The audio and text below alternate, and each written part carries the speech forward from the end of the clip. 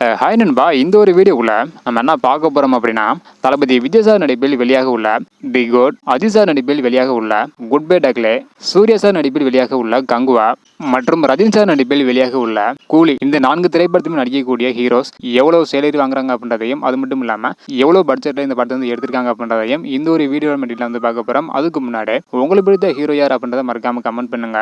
இன்னும் நம்ம சேனலை சப்ஸ்கிரைப் பண்ணி இருந்தீங்கன்னா மறக்காம பண்ணிக்கோங்க.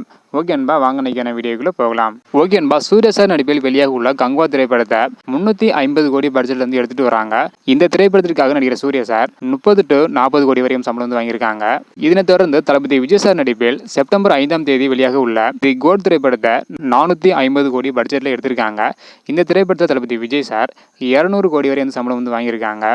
இதனை தொடர்ந்து லோகேஷ் கனகராஜ் இயக்கத்தில் ரஜினி சார் நடிக்கவிருக்கும் திரைப்படம் தான் கூலி. ஸோ கூலி திரைப்படத்தை வந்து பார்த்தீங்கன்னா 280 கோடிக்கு வந்து எடுக்க போறாங்களாம். இந்த ஒரு திரைப்படத்தில் நடிகர் ரஜினி சாருக்கு 250 கோடி சேலரி வந்து கொடுக்க போறாங்களாம். பொங்கலுக்கு வெளியாக இருக்கும் குட் பை டக்லி திரைப்படத்தில் நடிகர் அஜித் சாருக்கு 163 கோடி சேலரி வந்து கொடுக்க போறாங்களாம். இதுல உங்களுக்கு பிடித்த ஹீரோ எவ்வளவு சேலரி வாங்கியிருக்காங்க அப்படின்றத மறக்காம கமெண்ட் பண்ணுங்க. இந்த மாதிரி சினிமா அப்டேட்டை தெரிஞ்சுக்கணும்னு நினைச்சீங்கன்னா மறக்காம நம்ம சேனலை சப்ஸ்கிரைப் பண்ணிக்கோங்க.